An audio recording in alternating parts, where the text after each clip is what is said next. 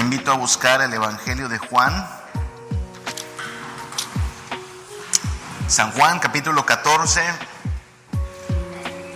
versículos del 15 en adelante. San Juan 14, del 15 en adelante.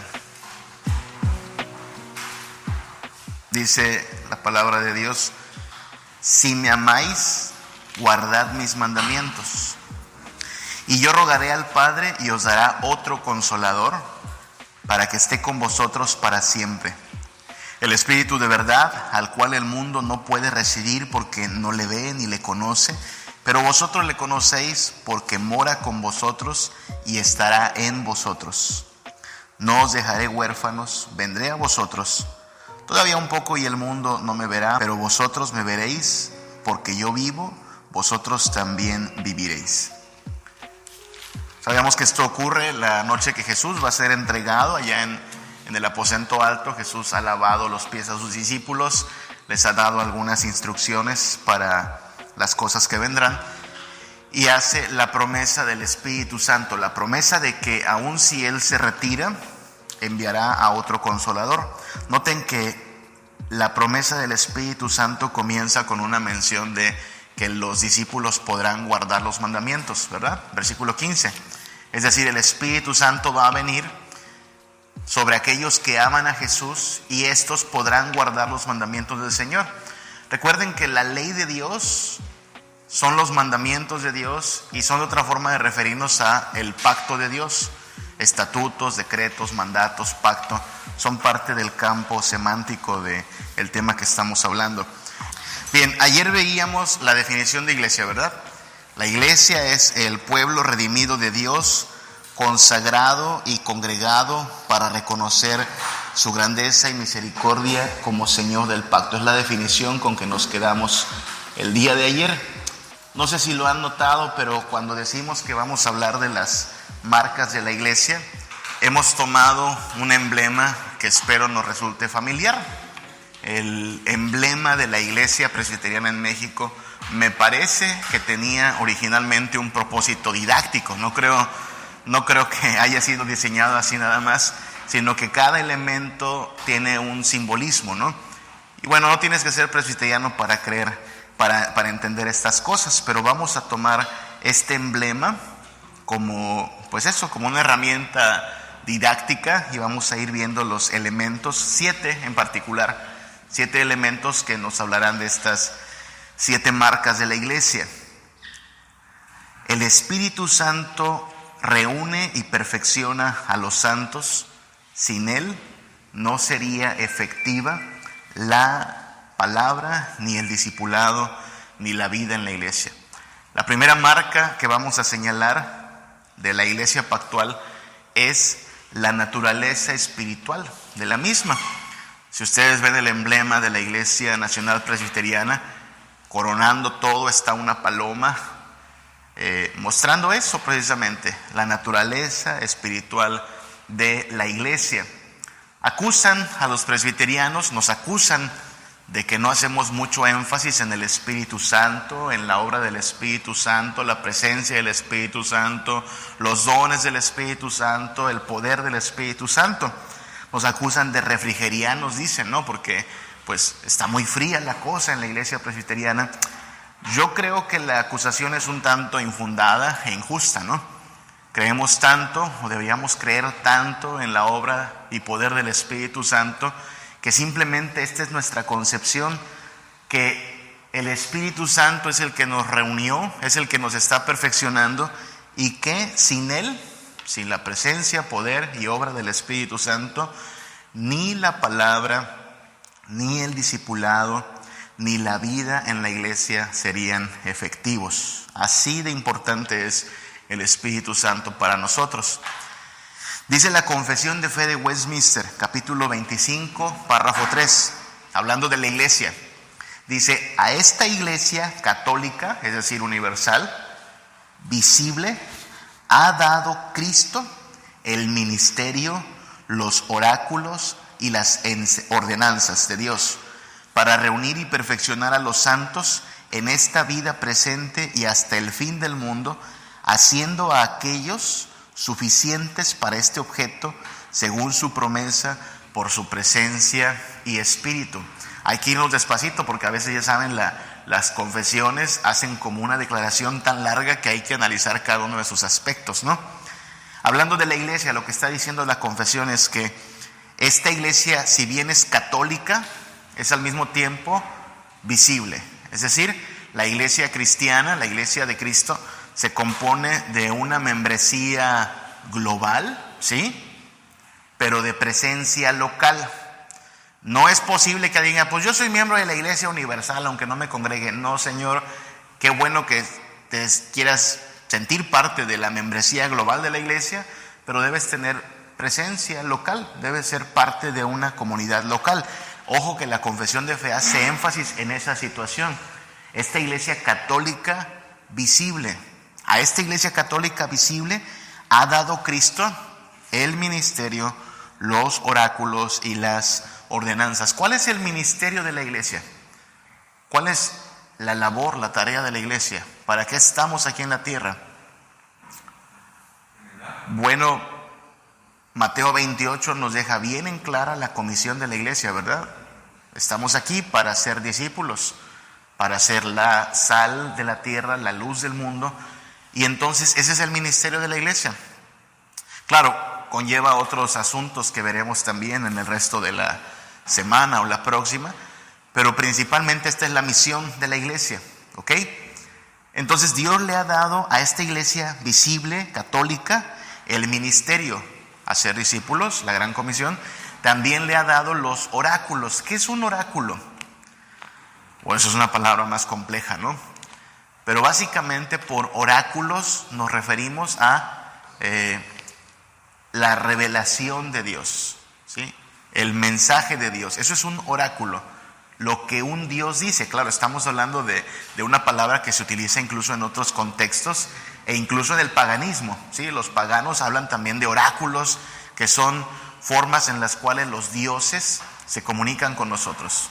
Bueno, Dios le ha dado a su iglesia sus oráculos. ¿Cuáles son sus oráculos? Estos, hermanos. Este es el oráculo de Dios, este es el mensaje de Dios, las escrituras. Y le ha dado también a la iglesia sus ordenanzas. ¿Cuáles son sus ordenanzas? Todo aquello que tiene que ver con la forma en que ha de vivir la iglesia.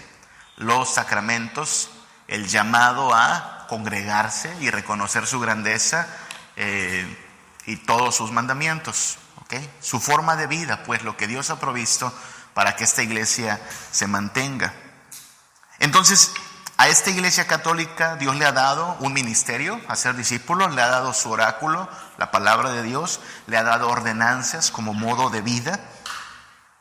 Y todo esto es para reunir y perfeccionar a los santos en esta vida presente y hasta el fin.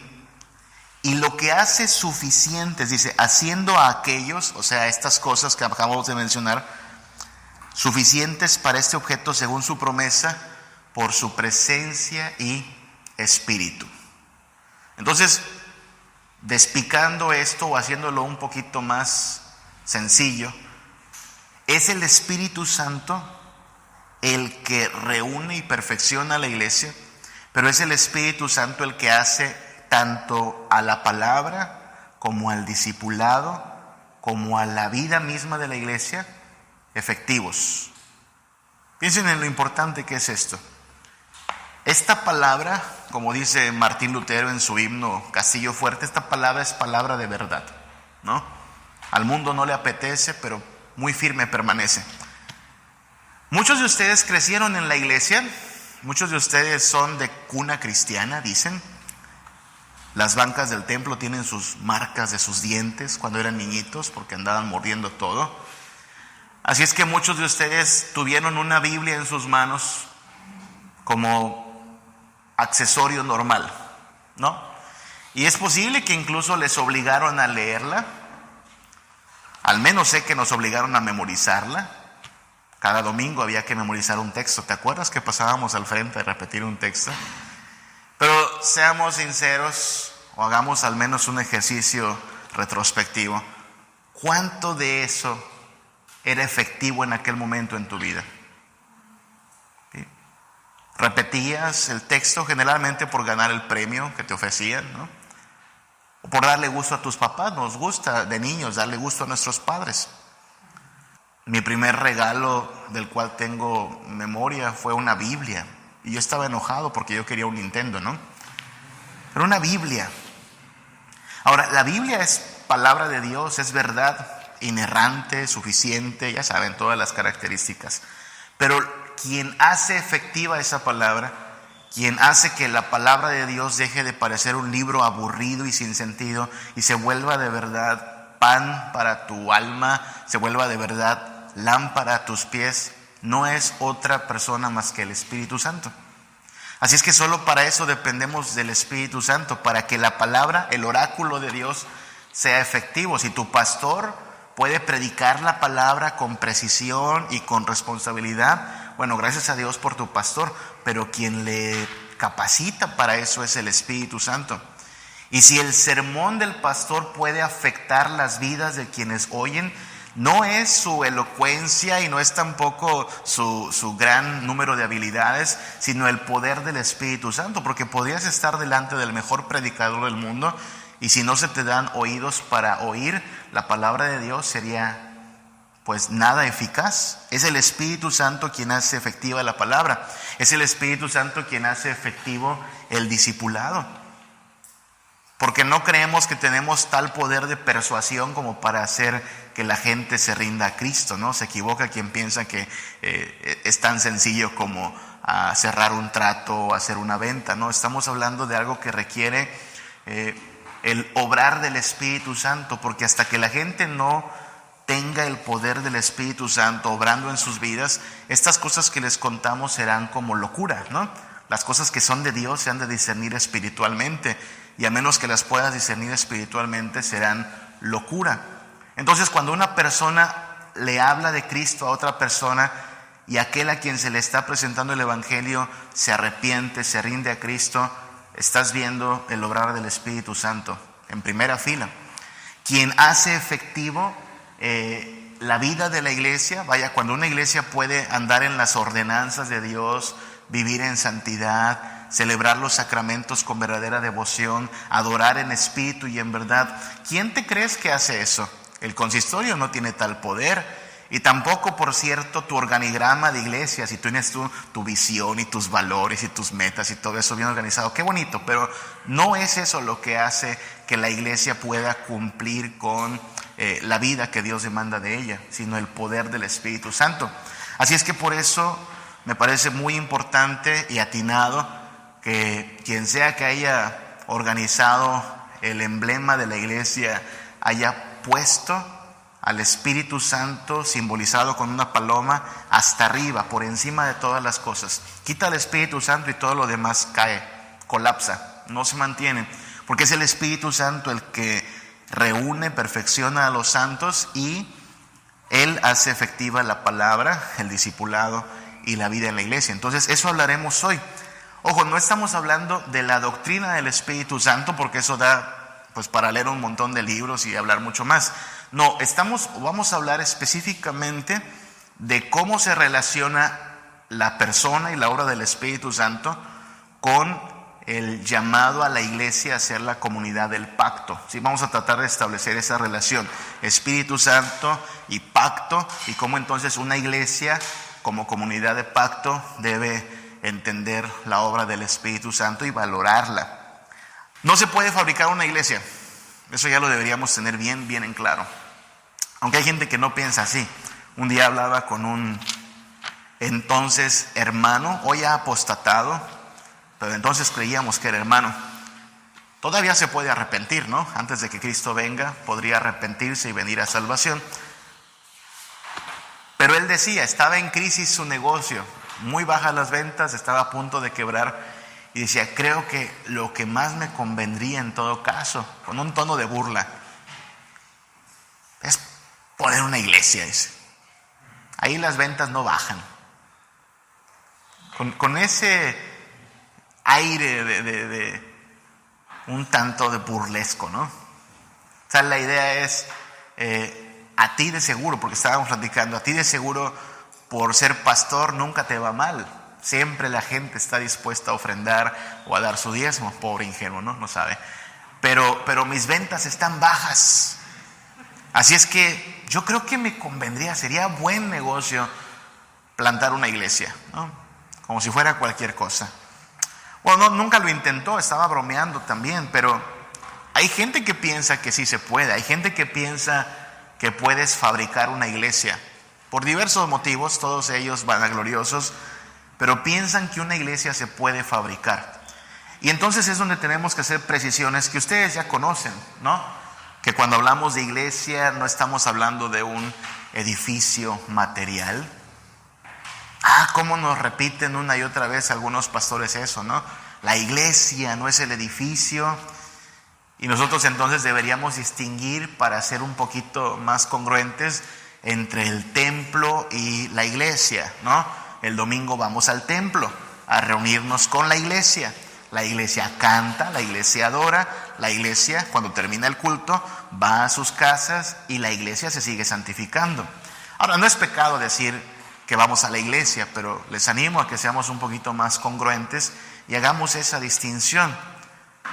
No sé cuántas iglesias estarán frustradas en el año 2022, este año, el año segundo de la pandemia, de que pues por 2 años nuestros edificios tan bonitos, tan gloriosos, han permanecido básicamente abandonados, vacíos. No sé si es solo el caso de mi congregación, que tiene su templo ahí abandonado, pero por esto del encierro, por esto de las contingencias que tuvieron que aplicarse, pues muchos templos ahí están, solitos.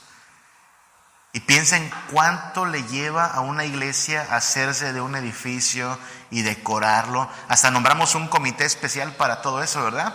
Pro templo, ¿no? Y tiene que hacer ventas y tiene que hacer un montón de cosas con tal de que tengamos el mejor templo posible. Y de pronto viene una pandemia y nos recuerda que podríamos arreglárnosla sin templo. Claro, no estoy diciendo que demolamos nuestros templos, estoy diciendo que a lo mejor históricamente hemos impreso más esfuerzo, dedicación, tiempo, recursos en construir templos que en tratar de ser la iglesia que Dios demanda. Y muchos siguen confundiendo eso. Es más, muchos incluso siguen relacionando el tamaño del templo con la calidad de una iglesia. Parece mentira, pero hay gente que todavía se va con la finta y queda deslumbrado. ¡Wow! Templo totote. Sí, pero no quedará piedra sobre piedra, ¿no? Que no sea demolida. Entonces, bueno, sí, tengamos un templo bonito, demos gracias a Dios por el recinto que tenemos, pero no es de ello de lo que depende la iglesia. La iglesia no es un gremio social. No lo es. Vaya, no es un grupo de personas coludidas o unidas por intereses afines, principalmente sociales. No lo es. Pero hay iglesias que gustan mucho de tratar de apostarle a estas estrategias, ¿no?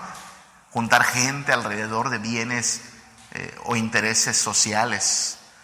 ¿Cuántas iglesias no han pensado que por tener más reuniones sociales, deportivas, campamentos y cosas como esas, vas a generar la comunidad que necesitamos, ¿no?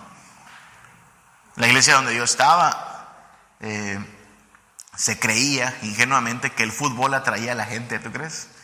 Y se armaba la reta y los partiditos de fútbol. Y obviamente tú dales una cancha gratis a todos los del barrio y van a llegar con mucho gusto. Pero no es lo que estamos en realidad buscando. Porque no necesitas del Espíritu Santo para juntar un gremio. Simplemente encuentra un interés común, afín, y cierto atractivo en lo que tú ofreces, y la gente va a llegar como hormigas al azúcar, ¿no? No necesitas del Espíritu Santo para eso. No es un gremio social la iglesia. La iglesia no es un corporativo institucional, ¿no? Las empresas tratan de tener la mejor organización posible, con cada departamento en su lugar, un organigrama perfectamente estructurado. Sí, pero la iglesia no es eso, ¿okay?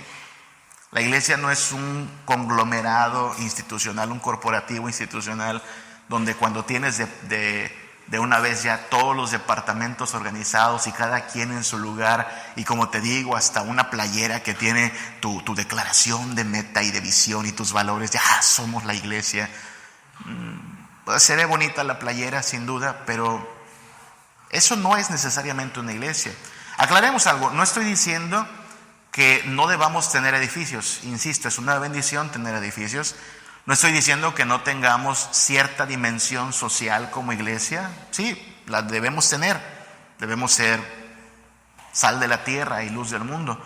Y no estoy diciendo que no busquemos cierta organización, no podemos hacer las cosas a como cada quien le dé su entendimiento. La iglesia presbiteriana, de hecho, tiene una de las, creo, mejores organizaciones que podemos establecer. Sin embargo, por sí mismas estas cosas no constituyen una iglesia. Y algo más importante, podrías tener estas cosas y aún así no ser iglesia. Podrías tener un bello edificio, podrías tener un gremio de gente socialmente organizada, podrías tener la mejor estructura organizacional, institucional, corporativa, y aún así no ser iglesia. Y ahí les va algo más. No necesitas cristianos para tener esto. No necesitas cristianos para construir templos. Incrédulos también pueden hacerlo. Y no necesitas cristianos para tener un gremio social. Muchos incrédulos pueden ser parte de ello. Y tampoco para tener una organización establecida. ¿Ok? Entonces, no es que estas cosas estén mal en sí, pero por sí solas no son la iglesia. Por cierto, el gran plantador de iglesias es el Espíritu Santo. Se ha hecho incluso de la plantación de iglesias una especie de ciencia, ¿no? Una nueva ciencia en la teología práctica o en la teología pastoral. Y abundan los libros sobre plantación de iglesias. Desde los que te hablan de los principios bíblicos, uno de estos que les recomiendo mucho se llama El enrejado y la vid, muy muy buenos, hasta aquellos que te dan básicamente su hágalo usted mismo, ¿no? Ponga esto, haga esto, como aquello que se llamaba Iglesia con propósito. ¿Leyeron alguna vez ese libro? Básicamente es la receta para hacer tu iglesia. Bueno, el problema es que si bien podemos hablar de doctrina de la plantación de iglesias, hemos de partir del hecho de que el gran plantador de iglesias no es otro sino el Espíritu Santo. ¿Ok? Porque sin el Espíritu Santo, recuerden, ni la palabra, ni el discipulado, ni la vida en la iglesia es posible. No funciona así. Miren lo que dice el Catecismo de Heidelberg, la pregunta 54. La pregunta 54, en la parte en que está exponiendo el credo de los apóstoles, dice: ¿qué crees de la Santa Iglesia Cristiana Católica? Porque el credo tiene una parte en que habla de la iglesia, ¿no? Creo en el Espíritu Santo, comienza, y luego la Santa Iglesia Universal, la comunión de los santos. ¿Qué crees de la Santa Iglesia Cristiana Católica o Universal? Respuesta: que el Hijo de Dios, desde el principio hasta el fin del mundo, o sea, toda la historia de la humanidad, de todo el género humano, congrega, guarda y protege para sí, por su Espíritu y su palabra, en la unidad de la verdadera fe, una comunidad elegida para vida eterna, de la cual yo soy un miembro vivo y permaneceré para siempre. Nota cómo de entrada lo que dice es: esta iglesia, si bien para nosotros es paradigmático Hechos capítulo 2, donde el Espíritu Santo viene y dirige a partir de entonces a la iglesia primitiva, esta iglesia no fue fundada en Hechos 2. Esta iglesia ha sido congregada desde el principio hasta el fin del mundo. O sea, antes de Pentecostés ya estaba siendo congregada esta iglesia. Nota que por eso la perspectiva reformada no hace distinción entre Israel, el Israel étnico, y la iglesia o los gentiles. Nosotros vemos siempre un solo cuerpo, una sola iglesia. Entonces, Dios desde el principio hasta el fin del mundo, de todo el género humano, congrega, guarda y protege para sí a este pueblo. ¿Cómo lo hace? Dos cosas importantes: su espíritu y su palabra. Y por eso creo que de ahí vino la idea del que diseñó nuestro emblema, es decir, pues pongamos hasta arriba al espíritu. ¿Y has visto que está abajo del espíritu? La palabra, simbolizada en una Biblia, ¿no? Así es como funciona siempre. El momento en que tú te rendiste a Cristo, porque recordemos que no siempre viste a este libro como un libro sagrado, un día de pronto se hizo la luz en tu vida y entendiste que este libro era verdad, que este libro decía las cosas que tú debías creer. En ese momento el Espíritu Santo te abrió el entendimiento. Siempre ha funcionado así. Si una persona va a venir a Cristo es por el Espíritu y su palabra.